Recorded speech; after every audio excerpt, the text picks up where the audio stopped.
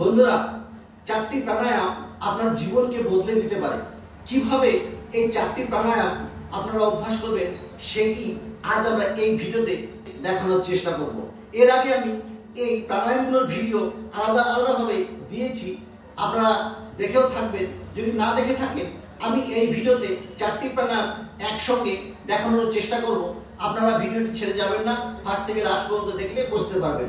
আমি একটা একটা করে চারটি প্রাণায়াম আপনাদের দেখাবো, আপনারা এইভাবেই বাড়িতে অভ্যাস করবেন। সবার প্রথমে যে প্রাণায়ামটি করব সেটি হচ্ছে কপালভাতি প্রাণায়াম।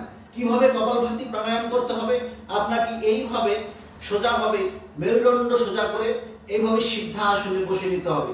হাতটি জ্ঞান মুদ্রা রূপে এইভাবে ধরে নিয়ে আপনাকে লম্বা লম্বা শ্বাস নিতে হবে এবং লম্বা লম্বা শ্বাস ছাড়তে হবে। আপনাকে যেটা করতে হবে, শ্বাসটি পেটের মধ্যে ভরে শ্বাসটি বাইরে বার করে দিতে হবে।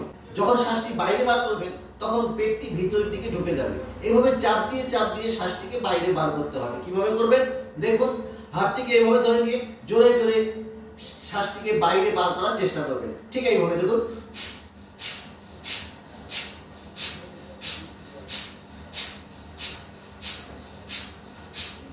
এটি হলো কপালভাতি প্রাণায়াম।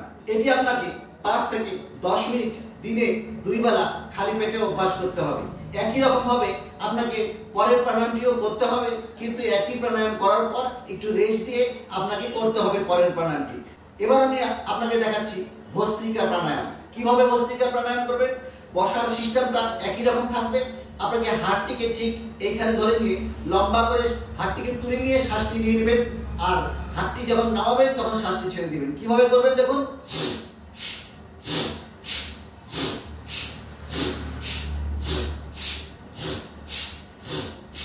এভাবে আপনাকে 30টা থেকে 40টা শ্বাস নিয়ে ছাড়তে হবে এবং দুটো সেট করতে হবে।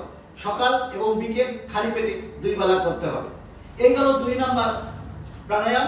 3 নাম্বার যে প্রাণায়ামটি করতে হচ্ছে সেটা হচ্ছে অনুলোম বিলোম প্রাণায়াম। অনুলোম বিলোম প্রাণায়াম কিভাবে করবেন, এইভাবে বসার সিস্টেমটা একই থাকবে। আপনাকে হাত দুটো এখানে রেখে ডান হাত থেকে ব্যবহার করতে হবে। ডান হাত থেকে বিষ্ণু মুদ্রা রূপে ব্যবহার করবেন।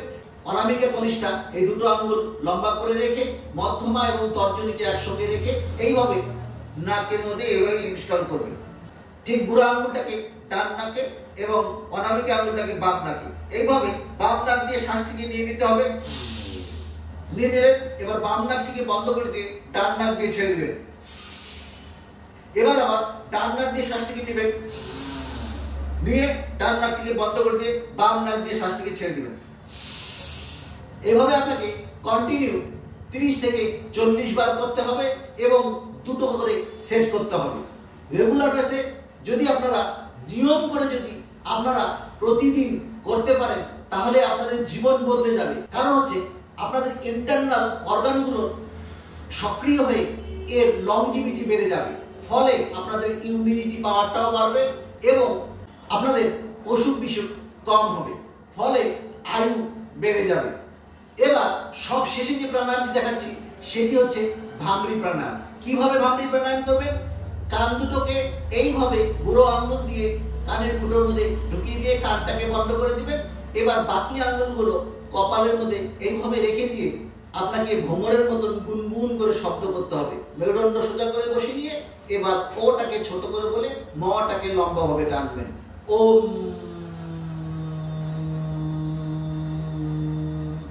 ওম।